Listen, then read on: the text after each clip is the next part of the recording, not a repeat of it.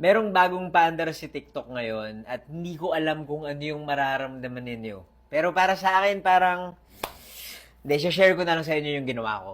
Story time. Dito, kaya ko magsalita ng kahit anong kagad. Basta maisip ko, mag-upload na lang ako. Tawag dito, TikTok Bulletin. Tapos yung content creator, nag-upload lang siya ng text para mag-update dun sa mga followers niya. Makikita nyo yun sa ilalim ng profile ko. Nakalagay, Buji Story Time. Halimbawa ito, in-upload ko. Kapag may kumakatok sa pinto, tanungin nyo muna kung sino. At kung bubuksan nyo ang pinto, huwag kayong titingin sa kisame.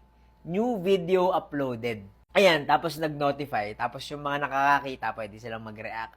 Pero yung gusto ko dito, nalalaman nila na meron akong bagong upload na video. Kasi, di ba minsan hindi lumalabas yung mga video ko sa FYP ninyo. Tapos isa pang sinabi ko, so, sino ba yung kumatok? Tinanong ko si Andrew at ang sabi niya, hindi rin niya alam. Ang dami nagtatanong sa comment section pero hindi ko masagot isa-isa. Kayo na lang mag-reply. Kung hindi nyo gets, panoorin nyo yung in-upload ko na Andrew and Joseph. Minsan nag-upload din ako ng mga picture. Ayan, nung nagpa-dentista ako sa tooth care provider sa Emma Town sa May Kawayan, Bulacan. In-upload ko yung picture namin. As very random, hindi lang story time. Halimbawa ito, nanonood ako ngayon ng When Life Gives You Tangerines na K-drama at nasa episode 2 na ako. So far, nag-enjoy naman ako.